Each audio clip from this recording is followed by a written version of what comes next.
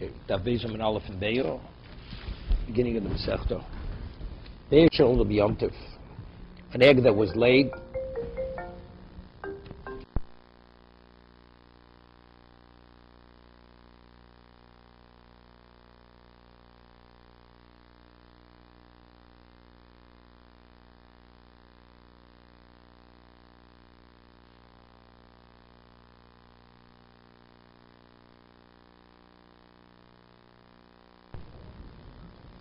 Beishno to B'Yom Tov, an egg that was laid on Yom Tov. Beishama Omrim Teochel. Beishama says you're permitted to eat the egg. Beisil Omrim Lo Teochel. Beisil says you're not permitted to eat the egg. Beishami Omrim, something which is totally unrelated to that, to the Muktzah issue. The question of how much chametz does one have to have in his possession on Pesach to be in violation of Al Yuram by Yemotzei? So b'chzayis. If it's yeast which is inedible, a chazayis is sufficient. Volume of an olive. V'chometz b'chsevis. But if it's edible chometz, it's a larger volume to be in violation. It's a large date. Beisil Omrim, Beisil argues, zev is b'chzayis. Whether it's edible or unedible, inedible, whether it's yeast or chometz, if you have as little as a chazayis, you possess it on Pesach, you're in violation of Al Yuram b'al Yemotzei. Hashochet chayiv of b'Yom Tov. So far, both cases, Beishame is Machmir, is Mekil, Beisilel is Machmir, which is out of the ordinary, because every Machlokes Beishame, Beisil, and Shas, Beisil is always the lenient opinion, and Beishame is the Machmir opinion, is the more stringent opinion. So the reason why they're listed together, even though they're unrelated to one another, is because these three are the exceptions regarding the Chumrah versus the Kula. Hashochi Chayvov B'Yom Tiv. One who slaughters a chayu, an undomesticated animal or a bird on Yom Tiv, so there's a chiv kisi adam. V'shami omrim yach b'bedek v'yichaseh. If you have a spade already inserted in the earth, you're able to take the spade out, meaning even though it's semi-muktzah, it's okay. V'chaseh, you cover the blood. B'sil omrim lo yishchot. You're not even permitted to slaughter. Elim kein hoyelo ofam muchan m'bod yom, unless he had earth prepared specifically for kisi adam. He put it in a box, or like he piled it on the floor, the Gemara is going to say, in the corner of a room. However, umodim babis hillel concurs beishamai shim shochat.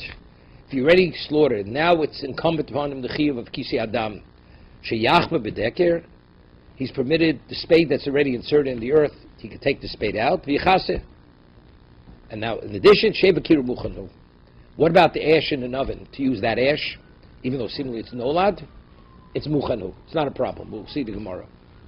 Rashi, Be'elo seyochel, Beisham Beisil says the egg cannot be eaten. Bo biyom, when are you not permitted to eat it? On the day itself. The Gemara first time, and the Gemara will explain why. I mean, what's Rashi? I mean, is there a consideration what the muktzah has relevance to a weekday? We're going to see the Gemara says Rabba is of the opinion that muktzah is doraisa. Because if you have a Yom Tiv, a weekday prepares for Shabbos, a weekday prepares for Yom Tiv. But let's say you have one day following the other. Yom Tiv after Shabbos, Shabbos or Yom Tiv, either way. And the egg is laid on one day, it is this doraisa, you're not permitted to eat that egg. So you'd say, why? Because Chol is Mechem Shabbos, Chol is Mechem Yom Tiv. But not Yom Tiv for Shabbos, Shabbos for Yom Tiv.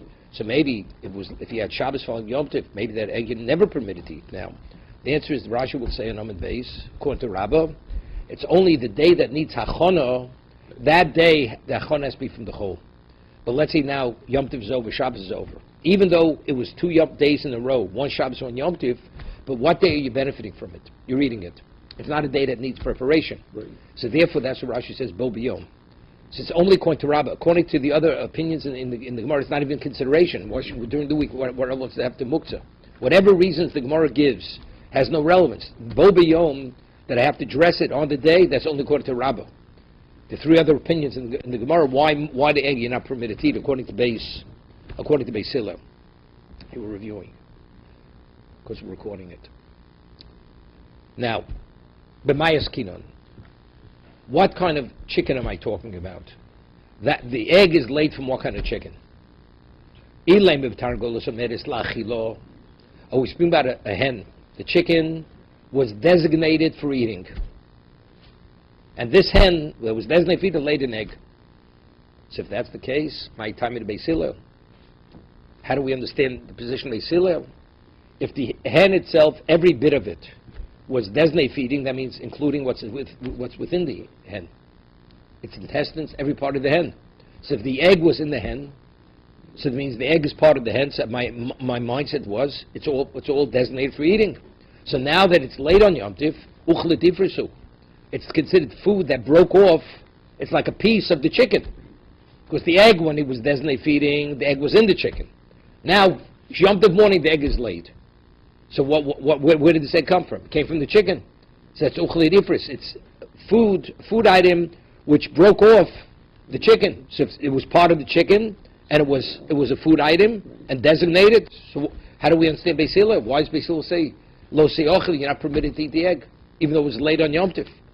Ella, so what must we say? We speak about a chicken that was designated for laying eggs. So what is the status? If let's say according to, you'd want to, the hen is designated for laying eggs. All of a sudden, Yom Tov morning, you realize you're short of chicken. Are you permitted to slaughter the hen? According to Beis Hillel, the answer is no, because everything needs designation. Since originally it was designated for what? For laying eggs, not for eating. So the chicken is off limits. If the chicken is off limits, so the egg that's laid from it is also off limits. So now we're able to understand Beis Hillel why the egg that's laid on Yom Tov you're not permitted to eat, because the chicken that it was laid from was not permitted to eat. So the egg can't be better than the chicken, right? El Tangor so Mesgadobayim. Said no, but we have a problem. So my time in the Beis Shammai, Muktzei. So how do we understand Beis Shammai? Beis Shammai says in the Mishnah Te'ochel that you're permitted to eat the egg. But if you're not permitted to eat the mother, the hen, why are you permitted to eat the egg? The egg and the hen should have the same classification. So Mer says, what's the problem? My kusha, what kind of question is that? Dil Beis Shammai less lehu muktzah. They reject the whole concept of muktzah. We mentioned there's an argument Beis Shammai between Rabbi Yehuda and Rabbi Shimon. Most of Shem Shabbaner, you light a candle Erev Shabbos. It's a 4-hour candle. So that means within 4 or 5 hours this candle is going to be extinguished. It's going to burn out. It's inevitable. You're going to have a residue of oil after it burns out, right? The question, that oil that's left, are you permitted to benefit from it on Shabbos to eat it or not? Rabbi Shimon says yes. Since initially you knew that oil would be available, even though at the entry point of Shabbos that oil was not available to you, because as long as it's burning, you couldn't take the oil out of that candle. Doesn't make a difference. Since I knew ultimately it's going to be available, it's permitted. It's not muktzah. Rabbi Yehuda says no. Since when Shabbos began, that oil was off limits, regardless of what you know, you're not permitted to benefit from that oil. The oil is muktzah. So maybe Beis Shammai, he follows the position of Reb Shimon, right? That you don't need specific designation to permit something. As long as it has been negated for something else, it's permitted. So that when the egg is laid, you're permitted the egg. Dil Beis Shammai less muktzah. So Mar says the basis for the question is this. Muktzah means I'm aware the item exists, except I did not have specifically in mind to use it for something. What about I wasn't even aware that the item existed? Such as the egg. The egg is laid. So until it's laid, you're not aware that it's definitely there.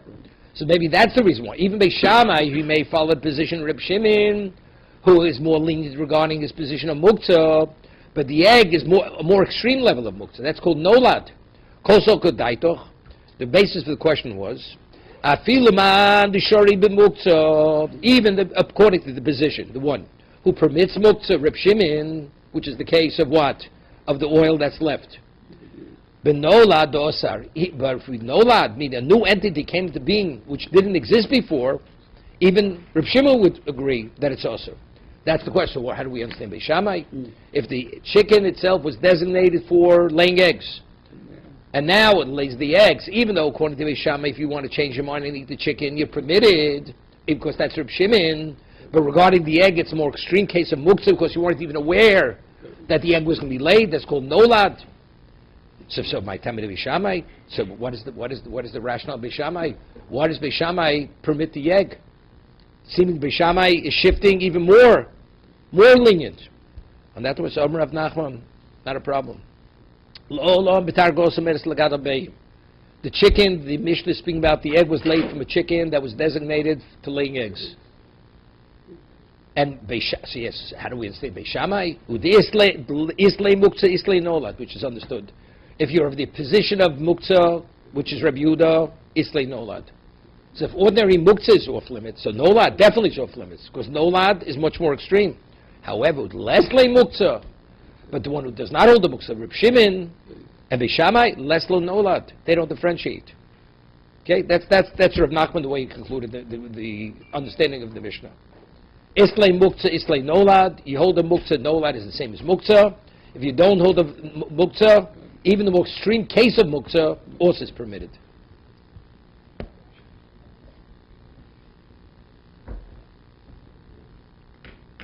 Okay, so how are we coming out? Beishamai to Reb Shimon. Beishamai, who permits the egg to be eaten, follows the position of Reb Shimon, who's the more lenient position on muktzah. With Beisil ke Reb Yehuda. The way Rav Nachman's explained in the Mishnah. That means the Mishnah of Yom Tif. Our Mishnah is Yom Tif. Beishamai says lo se'ochel. Beisil says te'ochel. Beisil says lo se'ochel. So in our Mishnah, why does Beisil will say you're not permitted to eat the egg? Rabbi Yehuda Nasi says because Rabbi Yehuda Beisil follows Rabbi Yehuda's position. Islay muktzah. He's the one who's machmer regarding muktzah. And Beishamai says you're permitted to eat the egg. He follows the position of Reb Shimon, that who doesn't hold the muktzah. Let's see Rashi. Holmedis lachilo. The Gemara originally said, we speak about a chicken that's designated for eating. She'ena muktzah. If that case is the mother's not muktzah, the chicken. If that's the case, uchel difras, you should be permitted to eat the egg. Ochel shenifrad. It's like part of the food broke off, was separated from the chicken. V'chavero, where do we find something similar to the word ifras? Noches chiburi ochlin k'man mifrasi. Even though food is attached, we see it as separated. Damu chem b'shchidu schulin. Samar says leslo muktzah. Beishamai does not hold the muktzah. That's why the egg that's laid on Yom Tiv, you're permitted to eat the egg. That's what Mar says. The Dilma Reb Shimon Tzvilu. Maybe Beishamai is following the position of Reb Shimon. The Omar Perekiro, who says in the third parak of Shabbos, Mosa Hashem Shebener, the residue of oil that's left in the candle after it's extinguished. Shebakara also div Reb Yehuda. That's Reb Yehuda who holds a muktzah. Reb Shimon Matir. Reb Shimon permits the oil. So you see, Reb Shimon's of the position, doesn't hold the muktzah. Somar says no, but it still is a problem. This is the basis for the original question. Kosol Gadaitin, Lochi Parchin. This is the basis of what Gemara asks. My Tamir Beishamai. The Kosol, even though I'm aware there's a position like Reb Shimon, I originally thought that Afilu the Reb Shimon the Shari b'Muktzah. Even Reb Shimon who permits Muktzah, but no that Osir. The Ilu Muktzah Sfilu, because by Muktzah, what is given the opinion? Reb Shimon Lo Matzi Inish Meidaiti Midu Chazalei. Anything that's conceivably available to a person doesn't negate, doesn't push out of his mind. Therefore, everything. Ultimately, there's going to be oil. I have it in mind. Whatever's available, I want. Avol nolad, but something that's born into existence that didn't exist before. He wasn't aware that he has to think about that. Okay, so we're concluding. The Mishnah is speaking about Targolas, Omeres, for Legadol Beitzim, to laying eggs. The mother's muktzah. Beis Hillel, who holds a muktzah, the egg is like the mother. Beishamai, who doesn't hold the muktzah, the mother's permitted, and the egg's also permitted. That's how Rav Nachman explained the Mishnah. Okay? Further. Umiyom Rav Nachman Hochi. Did Rav Nachman say that our Mishnah is following, that Beishamai is going like Reb Shimon, and Beis Hillel is following the position of Reb Yehuda? For Tanan, we learned in the Mishnah in Shabbos, Beishamai Omrim, Beishamai say, Magbiim al Ashulchan Atzomus Uklipin. That after you finish eating, you have bones which are inedible, not even fit for animal consumption. And peels, you're permitted to directly engage in what? In the bones and the peels. Beisilomrim Salik is Tavlim Minaro. Beisil says, you take off the tabletop, and you don't engage directly with the muktzah, and you just shake it off. Minaro means you shake it off. Omer Rav Nachman, and Rav Nachman says, in Shabbos, listen, Ein Lonu Elo Beishamai Reb Yehuda. Beishamai follows the position of Reb Yehuda. You hear this? Or Beis Hillel Reb Shimon. And Beis Hillel follows the position of Reb Shimon. Yeah. So if that's the case, we've got a problem. Here, Reb Nachman is saying, Beishamai says, why are you permitted to eat the egg? Because Beishamai is following the position of Reb Shimon. And Beis Hillel says, you're not permitted to eat it because he follows the position of Reb Yehuda. And over there in Shabbos, he says, That Beishamai, false position Rabbi Yehuda, holds of muktzah, and Beis Hillel, false position Rabbi Shimon, does not hold the muktzah. Omna Rav Nachman, so he goes to explain. This is where Rav Nachman says, Gabi Shabbos, regarding Shabbos, the Sosan on Tanakh Reb Shimon, Rabbi Yehuda Nosi, he established the anonymous Mishnah to follow the position of Reb Shimon. So what is always an anonymous Mishnah? We rule like an anonymous Mishnah. Of course, that it has the status of a rabbi, of a majority, did none. You're permitted to cut up the gourds on Shabbos before the animals, so the shiri to make it easy. Despite the fact is that there's an exertion, this is unrelated to what we spoke about now, but if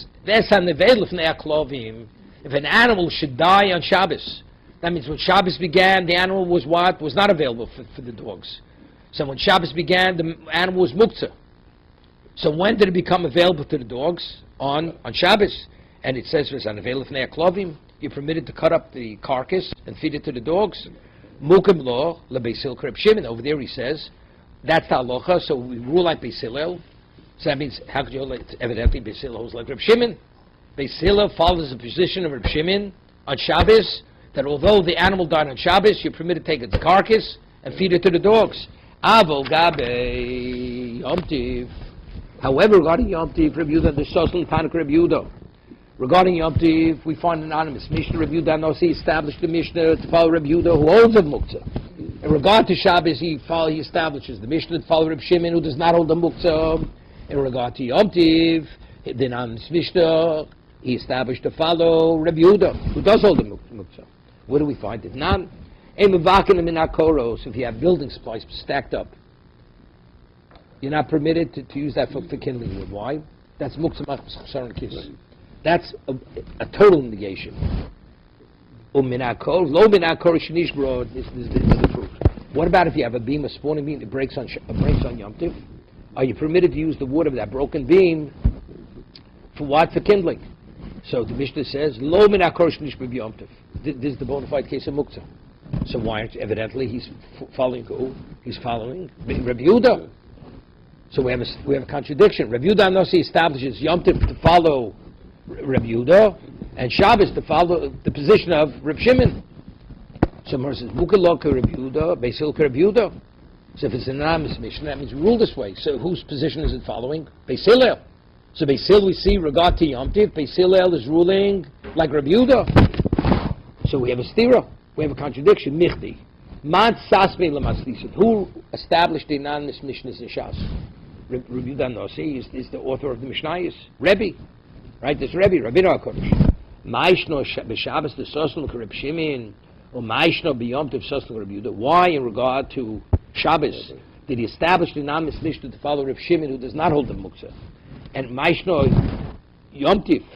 About Yom Tiv, he established an anonymous Mishnah to follow the position of Reb Yehuda, who does hold the Muktzah.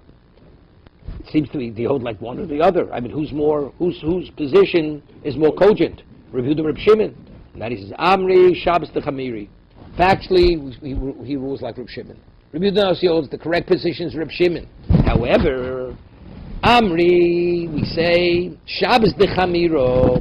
Shabbos, because it's so stringent and so strict, for the Osi Lizuliban, therefore people will not take it lightly to desecrate it.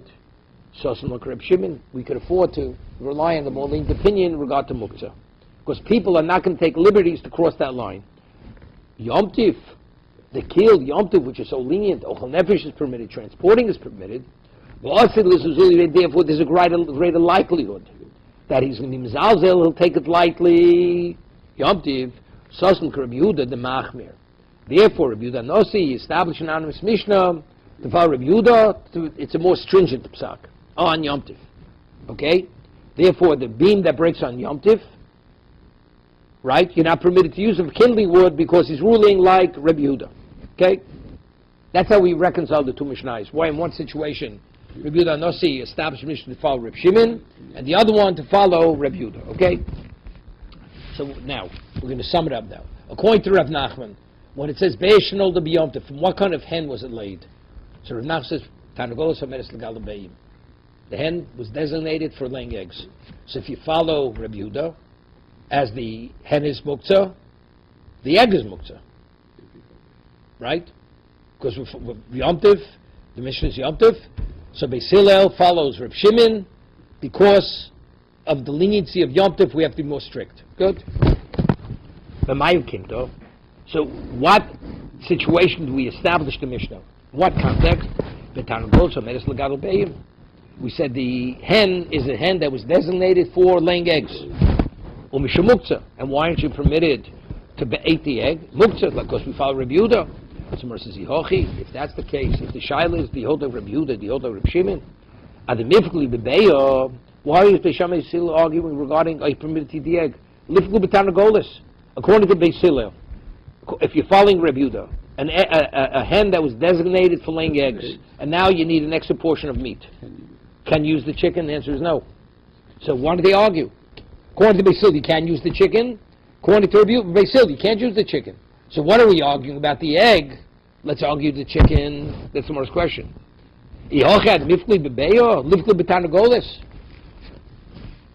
Right? Where does it all start from? Why is the egg muktzah? Because the chicken's muktzah. So let's talk about the chicken. According to Beis Hillel, the chicken's muktzah, the egg's muktzah. According to Beis Shammai, who rules like Reb Yehuda, if the chicken is not muktzah, the egg's not muktzah. So if that's the case, why argue the egg? Let's argue the chicken. Yeah? Norman, you with me? And that Gemara says, Reb Yehuda knows the reason why he chose to stop the Mishnah with the egg, to show us the power of Beis Shammai, to what degree he's lenient. To be nolad shori, that even though it's a more extreme case of muktzah, it's nolad, which he wasn't even aware that was coming into existence, even that, Reb Shimon says it's permitted. Okay? Good. So if we would have argued the hen, you wouldn't have seen that. Because the hen is not nolad. But the egg's nolad, you would think even Rabbi Yehuda would agree. Tells you, no, it's not permitted. So Mar asks a question, why argue the egg? To bring out the more lenient opinion, let's argue the chicken, and we'll bring out the more stringent of it. To what degree we're machmir? Even though the chicken existed, you can't switch sides in the middle of the stream over here on Yom Tov. The muktzah asri. Maybe the reason why Rabbi Yehuda Nasi chose to set up the case that they're arguing the egg and not the chicken, because koach the power of the matir is greater in terms of presentation. It's more important to present because you see the rationale, the basis, the halachic basis for the lineage opinion. That's koach the Let's take a look at Rashi. That Torah Odif right by the Bach. Tov lo lashminu koach divrei matir. Rabbi Yehuda prefers to tell us the position of the matir because to demonstrate his power. Shu semich al shmuoso. He relies on his understanding of the subject matter. Venu yori lahatir.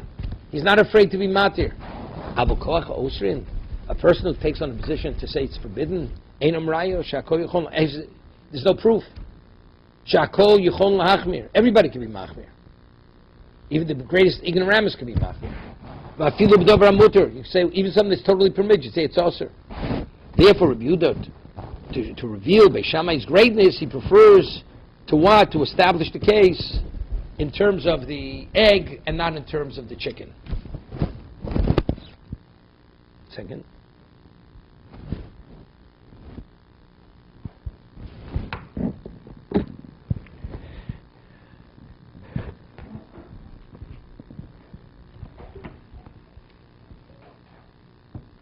It seems to be something here, saying something interesting. Rashi says that Teir Odiv Tov lo lashminu koch divrei matir. Why?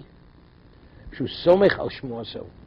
He's relying on his Kabbalah, on his Masorah, on his rationale. V'en yori lahatir. He's somech al shmuoso v'en yori lahatir. It's clear. To be mekel, you can't be mekel unless there's a basis. So what's the basis? You're relying on either tradition or you have a basis to say it. To be machmir, you have nothing. You don't have to rely on anything. It's just no, right? Everybody can be machmir. Even if it's absolutely permitted, you can say it's also.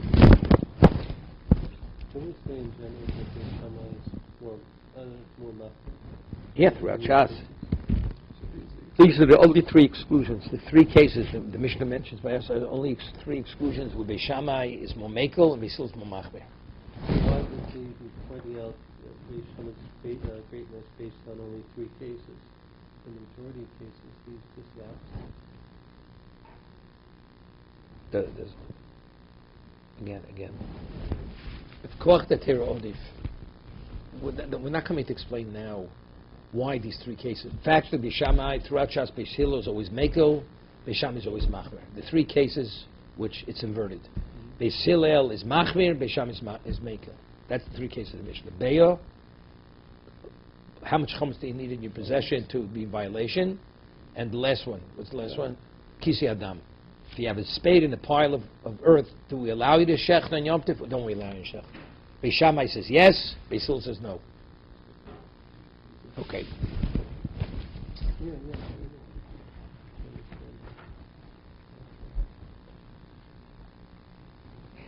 Okay. So I ask a question. So the reason why you were discussing the egg is because koach datera odif, to show the power of the matir. So I ask, let's talk about the hen and the egg, the chicken and the egg. Because Beis Hillel, to what degree are they machmir? Not only are you not permitted to eat the egg, you're not even permitted to eat the chicken. Even though the chicken's not nolad, because Beis Hillel holds a muktzah, you're not even permitted to eat the what? The hen. So argue both, and you reveal both sides of the equation here.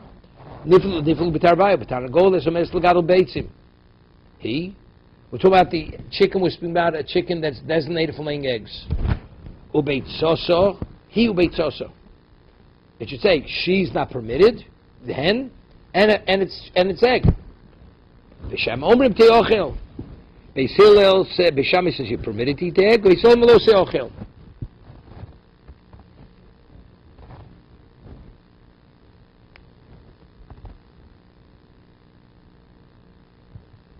Okay. See Rashi.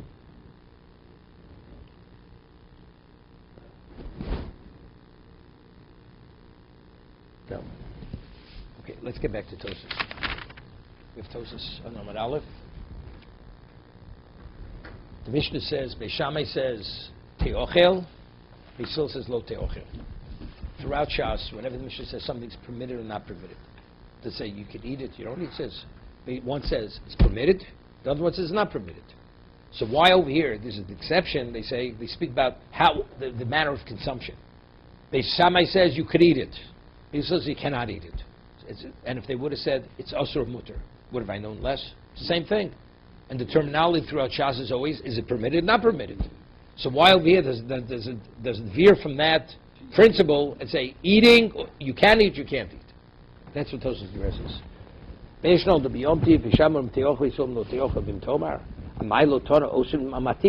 Mishnah should say, one is oser, Beis Hillel is oser, and Beis Hillel is matir.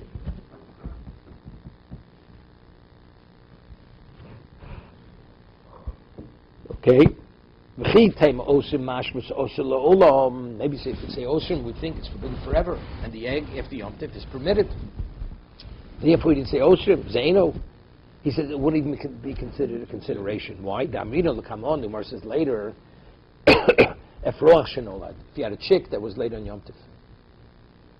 Okay? Osir. It's osir. And what does osir mean later? Biyomo, on the day it's itself. So this is osir, and I see osir clearly doesn't mean forever. Biyo damrinon. Moshe shemish ben eretz is the residue of oil that's left in the candle. Rebuta osir. V'hainu davko osir Rabbi says you're not permitted to use the oil after Shabbos. But it's that day, but it's not the next day. V'yishlomar, do you have a toni osir matirin? If we would have said in the Mishnah, they prohibit it or they permit it, Isi Omer Shemosh Matira Be'ahin L'Taltel. When it says Matira means only you permitted to transport it, but actually to eat the egg, that you couldn't do. Even they still agree you couldn't. Avo B'Achila Sura Voche Aminon, and he says more later. He says this explicitly. Gabi Nochri Shevi Echol Shevi Dora Dogan L'Thin Rav Gamliel. A goy brought freshly caught fish to Rav Gamliel on Yom Tov. So if he caught the fish on Yom Tov, he's not permitted to benefit from it because he caught it. But how do we know? Right, that you can afterwards. It says, He said they're permitted. Fish are permitted. Except I don't want to accept the gift. It's permitted, but I don't want to accept the gift. Umasik, my mutorim. What does it mean? It's permitted to transport. 1 second. Hang on.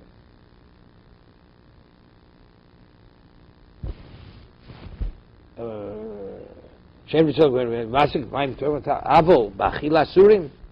would think the same thing here. If it would say Beishnal B'Yom Os Osir, I'd say you're permitted to move it, eat, but you're not permitted to eat it. You can't eat. Tells exactly what manner. Yeah. Beis Hillel says you're not permitted to eat it. But to transport the egg, you can. It says later you're not permitted to touch the egg. It's muktzah. Yishlomar.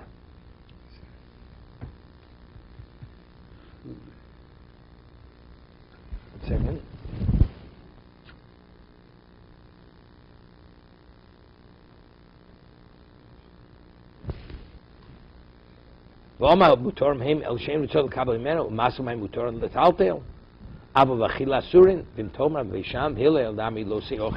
According to Beis Hillel, says you're not permitted the egg. But you're permitted to transport the egg. Well, Kaimalon, we conclude in the Gemara later, you're not even permitted to move the egg. The way Tosa is learning, if it would have said Osir Matirin, I would think to eat. It's limited to eating, but in terms of transporting, you could transport it. Right? He said, but later we come out that muktzah not even permitted to transport. Right. You can't. So how could you transport the barrel, right? Even if you're not going to drink the wine.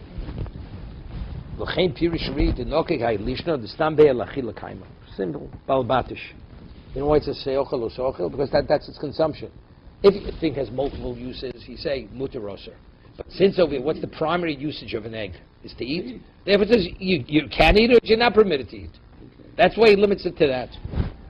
Odi Shloma Denokl Beis Shammai Teochel Mishum Dmashba Achilu V'Tilto.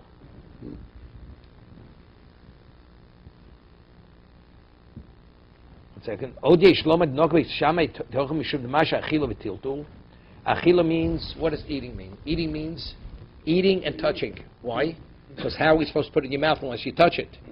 The Ein Achila Below Tilto. You can't eat unless you transport. Beis Hillel Asri Apet Tilto. Beis Hillel says you're not even permitted to touch it. So what he says, he should say more than that. Achila means maybe Tilto, yes. He says Elagat Nakti Beis Shammai Teochel Nakti Inu Lo Seochel. Beis Shammai has to say Teochel. What does Teochel include? Moving and eating. Beis Hillel says Lo Teochel. Lo Teochel means you're not even permitted to move it. But it's a little ambiguous, right?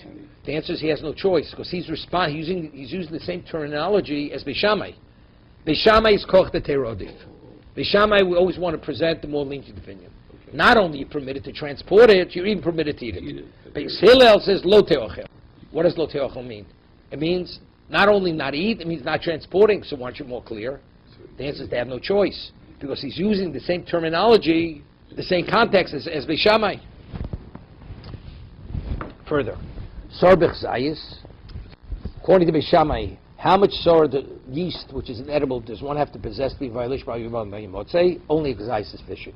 Lo shayach chochem midi. Really, this case has no relevance to our Mishnah. Our Mishnah is talking about muktzah. Also, we're talking about Bayram by Yimot. So why is it included in our Mishnah? Lo shayach chochem midi. It has no el ma'isi kan plus mili gabi yomtiv. The Beis Hillel luchor Beis Shammai lukula. These are the three cases regarding yomtiv. That Beis Shammai is Mekil and Beis Hillel is Machmir, which is out of character. That's the reason why, although each case has nothing to do with the other case, Rabbi Yehuda Nossi, he packaged it in the same Mishnah for that reason.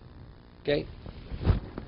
So the Gemara wants to know, if we're speaking about a chicken that's designated for eating, why does Beis Hillel say the egg is not permitted? Right? That was the first question.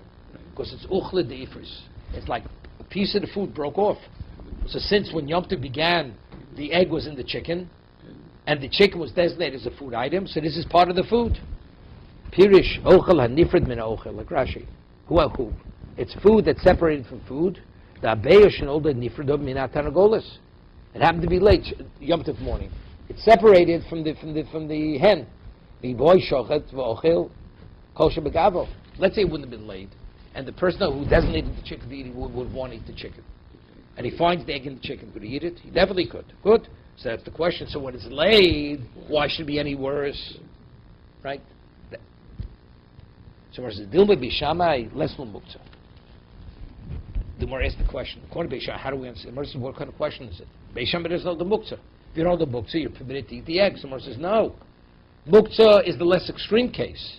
Bayot doesn't even exist, so maybe Shammai concurs that you're not permitted to eat the egg. You're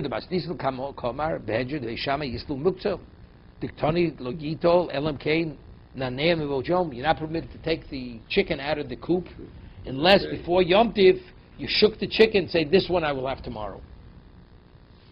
Yesh lomar, the muktzah the balichaim chomir. Tvei, muktzah biyoser. He said animals have greater relevance to the parameters of muktzah. But also the islay muktzah, k'dechazinon, Rav Shimon, avagav, the leslie muktzah, islay. Gabi grogus, okay, leave that. Let's go further in the Gemara. So right now, according to Rav Nachman, what is the case of the chicken? The egg is laid from a chicken that was designated for laying eggs. Okay? So now we're going to discuss the three other opinions, how to understand the Mishnah. Three other opinions.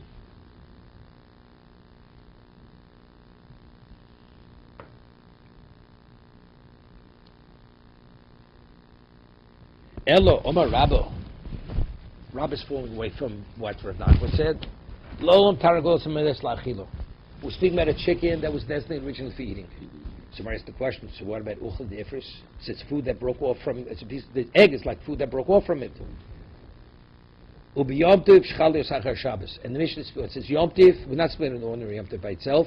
It's Yom Tov following the Shabbos. Now, it takes 24 hours for an egg to develop from conception, from when the ovum is fertilized, till you have the full egg. Okay? So if you have a Yom Tiv following the Shabbos following Yom Tiv, and it's born on the second day, when was it prepared? It was prepared either on Shabbos or Yom Tiv. Okay? That's vital. And the reason why it's off limits, it's on a Torah level, because it was not prepared during a weekday, because a weekday prepares for Shabbos or Yom Tiv, and a Shabbos and Yom Tiv do not prepare from one another. Any egg which is laid today, it was already complete. It was fully developed from the day before. So therefore, when was it developed? If you're holding the second day Yom Tif and that egg's laid on the second day Yom Tif, that means the first day Yom Tif, it was told to be Yom Tif, right? One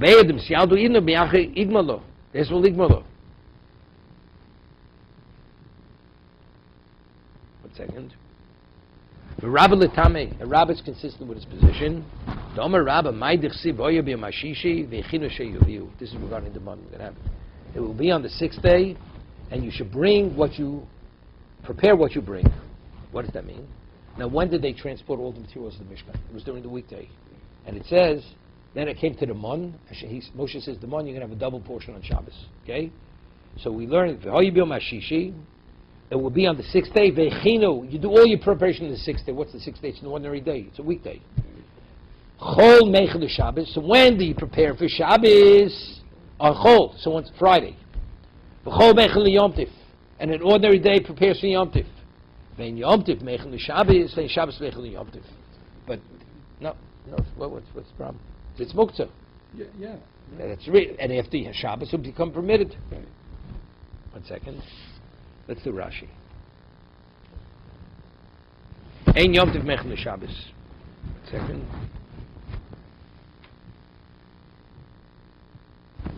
This is 4. Okay, we'll do this one. Yeah, let's go. We have Rashi over here. Here. Ein Yom Tiv Mechel Shabbos. You have it? No, early. Domer Rabba. Psachim Yolot Meochel Muktzah Doraisa. This Rabba derives from this pasuk. Muktzah is a doraisa. We'll see. It says v'chinu.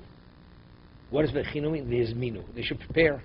Go mikan ani ochel lemocha. You say, from this is I'm going to eat tomorrow.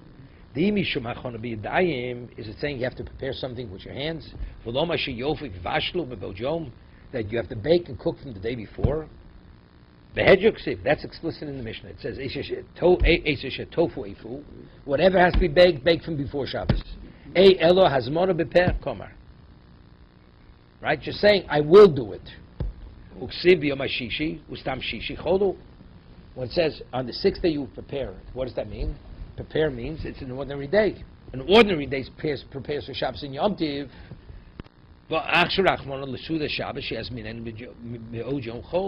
The Torah says it esteems and values Suda Shabbos.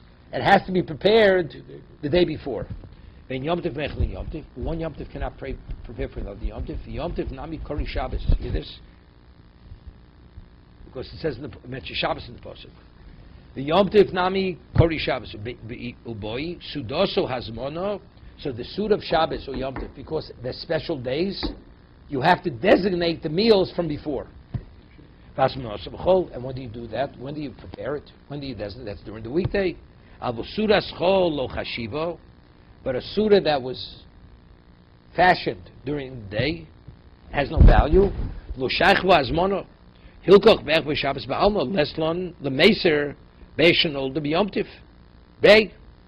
See, if you an egg that's laid on Sunday, it should be totally permitted. Mishum the iskim b'dei shemayim the sudas choldu, because the whole thing wasn't developed the day before. V'su lo atzucho rachmono zman mibod yom hashayach. Okay, further.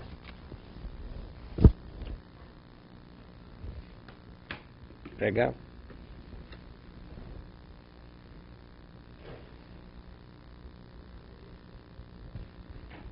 Amalei Abaye says to Rabbi. Abaye is Rabbi's Talmud. Rabbi is the Rebbe. Abaye is the Elamiato. So he said, what is the Mishnah speaking about? Shabbos following Yom Tif, but the Yom Tif which was preceded with a Shabbos. So why does Beis Hillel hold Lo Se'ochel? It's Nisa Doraisa. Because since Yom Tif had to be prepared from a weekday, and since every egg that's laid came into being within the past 24 hours, that means Shabbos prepared for Yom Tif. And at a Torah level, what prepares for Yom Tif? Only a weekday prepares for Yom Tif. Even though he wasn't involved in the preparation, it happened naturally. So it's a phenomenal question. Amalei Abaye, Elamiato, Yom Tif Balma Tishri. So he's saying, what is the Mishnah speaking about? Yom Tif following the Shabbos, and the Muktzah is Nisa Doraisa. So let's say we'll talk about a regular Yom Tif. Beis should be Yom Tif, where the previous day was an ordinary day. Beis Hillel should say you should be permitted to eat the egg. Because the only reason, tell me why you're not permitted, is because Shabbos is prepared for Yom Tif, it's this Doraisa. So what about if you have an ordinary Shabbos, and the egg is laid, or an ordinary Yom Tif, it's late? You should be permitted, because one wasn't prepared within 24 hours before, which is a weekday. That's Abaye's kasha to Rabbah. Ordinary Yom Tif should be permitted when the egg is laid on Yom Tif. So Mar says, hear this? Because if I allow you to eat it on that Yom Tif, although it was preceded by an ordinary day, you may come to eat it on Yom Tif, which was preceded by a Shabbos, which is Nis Doraisa. So Mar says, Shabbos D'Alma Tishrei. An ordinary Shabbos, you have an egg laid Shabbos morning, you should be permitted to eat the egg. Shabbos D'Alma Tishrei. The answer is Mishum Gzeira Mishum Shabbos Achei Yom Tif.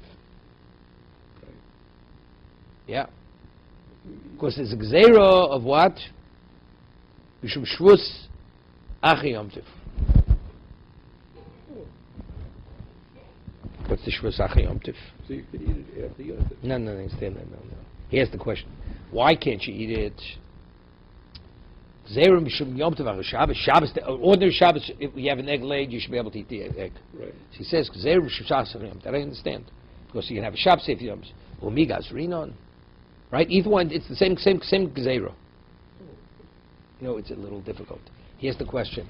An ordinary Yom Tif should be permitted. You know, it's a Gzeira where Shabbos preceded the Yom Tif. Right?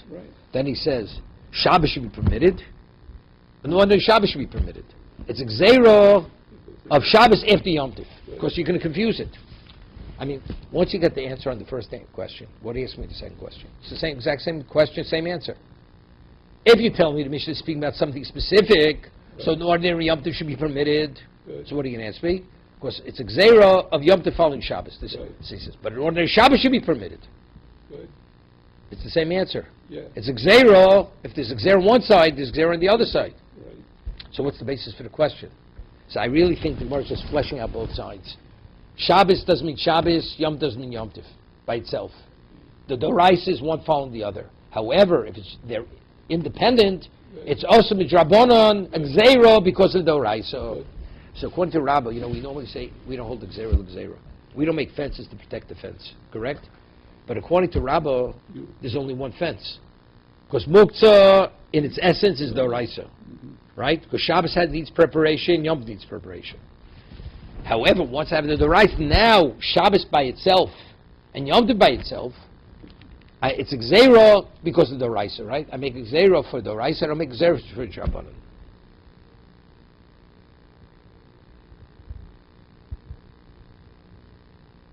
Second. So Maria's a question.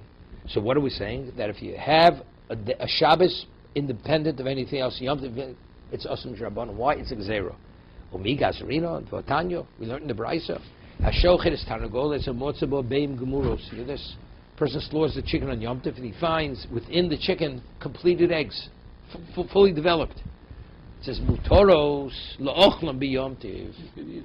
You permit to eat that egg. Everybody agrees you can eat that egg. The egg that you find within the chicken, even though the egg is completely completed. But if you tell me I'm always concerned, things are going to get confused, and I make a Gzeira. So in this case, you have a fully developed egg in the chicken. Ligzer mishum harachtem sialdin biyomein. If I allow you to eat the egg which is unborn, unlaid, you'll eat the one that is laid, right? And the one that's laid, as he says. Finding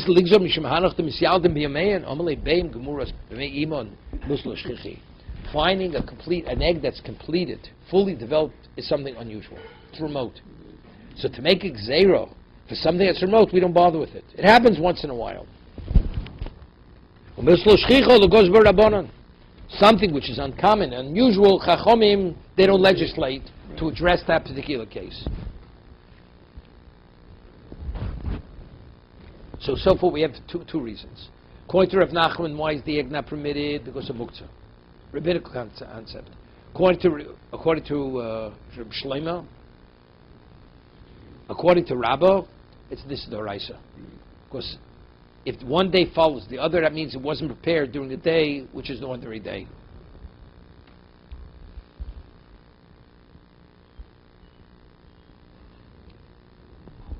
Let's just think of Rashi. Okay, we'll go further. Rav Yosef Omar. Rav Yosef says something interesting. We should pair notion. What's the halacha if an apple falls off a tree before Shabbos? Now it's on the ground. Are you permitted to pick up that apple and eat the apple on Shabbos? Before Shabbos, It fell off the tree on Shabbos. On Shabbos. On Shabbos. It fell off the tree on Shabbos. So, but why is it Muktzah? Because when Shabbos started, Maybe. Or because it's Gzeira that you may pick another fruit. We don't want you to eat the fruit that fell from Shabbos, because if you eat that, you may pick another one. Right. It's a Gzeira, it's a fence. So he says an egg is similar to what? Is similar to an apple falling off. It fell from its source, correct? The apple's on the tree, it fell from its source. The egg is in the chicken, in the hen, now the hen lays it. So that's the fruit of the hen. Good. So therefore, I'm afraid that if I allow this, you're going to confuse it with the apple falling off the tree. Okay. But the Gemara's going to say, but that's a Gzeira l'Gzeira. Okay. Right? That's why it's a weak position. Amalei Abaye. So Abaye says to Rav Yosef, is also his Rebbe. Rav Yosef and Rabbi both are Rabbim Abaye. Persan Oshrin, he says, Mishum Persan Oshrin. Let's see Rashi. Rav Yosef Amar, Taimi de Be'eh ben Targol, Someres Lachilo, Kude Kimlo, Ubei Silel, Hashtag Gzeira, Hi Mishum Persan Oshrin. Should be Gzeira, for fruits that fall out of a tree. Don Nachlinu, Don Namin Persan Oshrin, Mina Elon, Namyo. This is similar to fruits that fall off. Shabzu Priya Nosher. This is the fruit of the chicken that fell out of the chicken. Right?